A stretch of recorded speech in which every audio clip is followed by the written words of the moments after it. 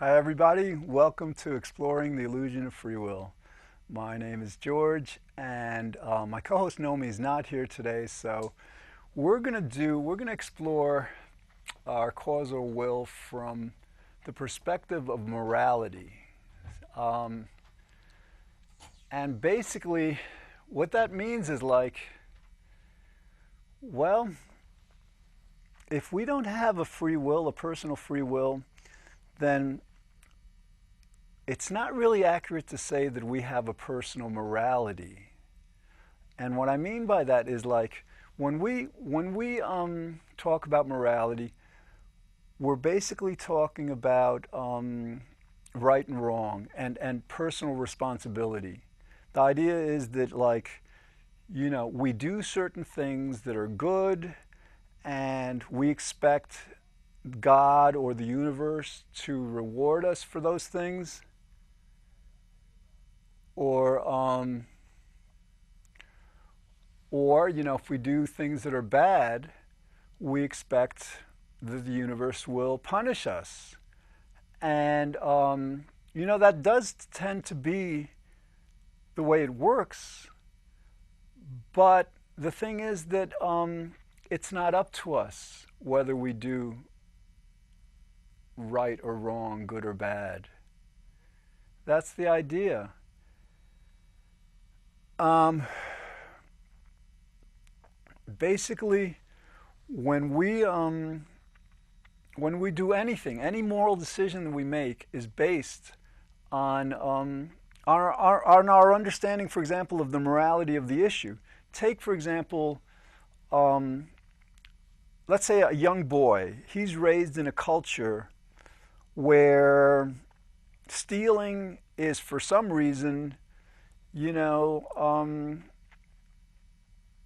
done. It's done. It's promoted. Adults, everybody, um, teaches that. And so you have a young boy who's raised in this culture, and all he learns is that no, stealing isn't wrong. Stealing is right. Okay, so this young boy, when he becomes a man, he steals, and he considers himself to be right in doing so.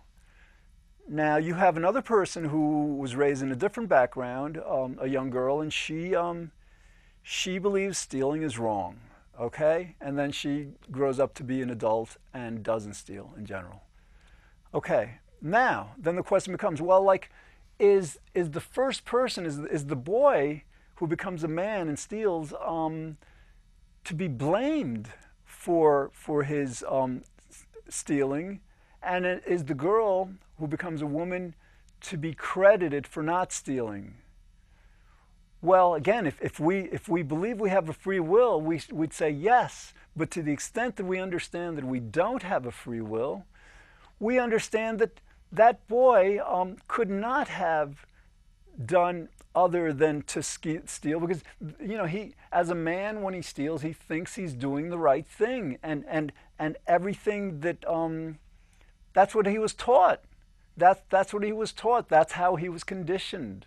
And with the woman, the same thing. The woman was conditioned to think of stealing as wrong, and so she doesn't. So the idea is that, like with morality, what we do, the rightness and wrongness of it, um, it's it's not up to us. It's up to how we were taught. If we're in a certain culture, we're going to believe that certain things are right and certain things are wrong. If we're in a completely different culture, we're going to believe that perhaps other things are right and other things are wrong.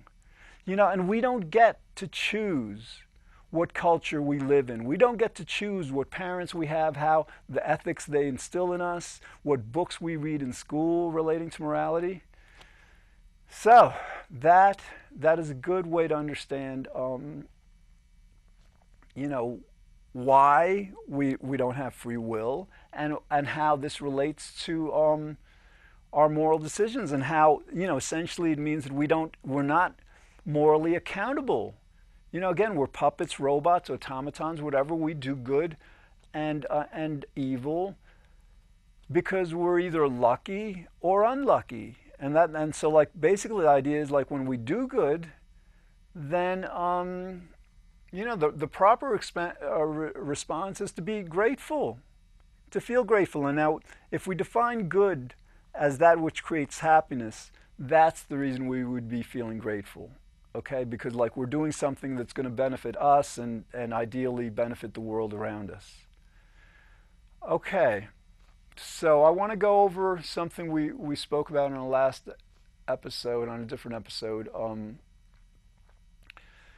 because it's important. Morality. All our relationships, our best friends, our spouses, our children, our parents, our brothers, sisters, all the people around us, we interact, and what we say and what we do, our morality toward each other is really based on our understanding of morality and our understanding of whether our wills are free or causal. To the extent that we fall for this illusion of free will, that we believe that we are, the captains of our fate, that we can decide whatever we want, then when somebody does something wrong to us, and whatever it is, I prefer not to get into specifics sometimes, when we have a free will and somebody does something wrong to us, we tend to blame the person. Okay, we attribute moral accountability to that person, and then we say to ourselves, well, if the person did something wrong, the person deserves to be punished. That will breed like maybe anger, judgment, righteous anger toward the person. And that more often than not doesn't help our relationships, it more often than not hinders them. So the idea is, then let's turn everything around. Let's see our interaction with the people around us as having been determined by a causal will, by the causal past. Then all of a sudden, that person who did wrong to us is no longer our enemy per se, is no longer our adversary, is no longer, that subject about which we believe deserves some kind of punishment. I don't know if the grammar of that was right, but if I had a free will, it would have been.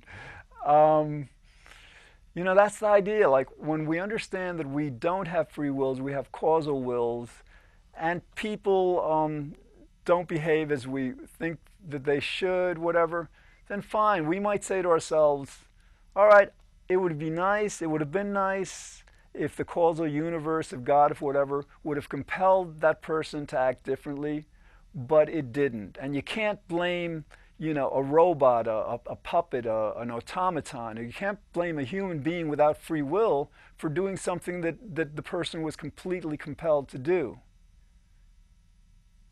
You can't logically do that. And again, that helps with the relationships. That helps us to be more understanding, more compassionate, more forgiving. Not just toward others, toward ourselves. When we do wrong things all the time. That's almost like the definition of being human. We make mistakes. We have, high goals, high aims, high ambitions, but then we have like a part of our nature that that will, do things that are not in our best interest or in the best interest of others. Okay, let's look at this from the perspective of how we might treat a very young child. Let's say a 2-year-old. Okay, a 2-year-old does something wrong. What do? We don't, generally, most of us, we tend to be understanding toward the 2-year-old. We say to ourselves, well, the 2-year-old couldn't have done any better. She doesn't know any better. At 2 years old, They don't have the experience, they don't have the knowledge, they don't have the maturity, they don't have the information. You know, the mental abilities sometimes, the emotional abilities, you know. And so we don't attribute free will to this 2-year-old. You know, we see it. We say this 2-year-old, does not have a free will. It can't do, whatever, because it's limited by it's like, limited education, limited mental processes, emotional processes, etc. So what happens? What happens? Because we recognize that the 2-year-old does not have a free will, we are compassionate toward that 2-year-old.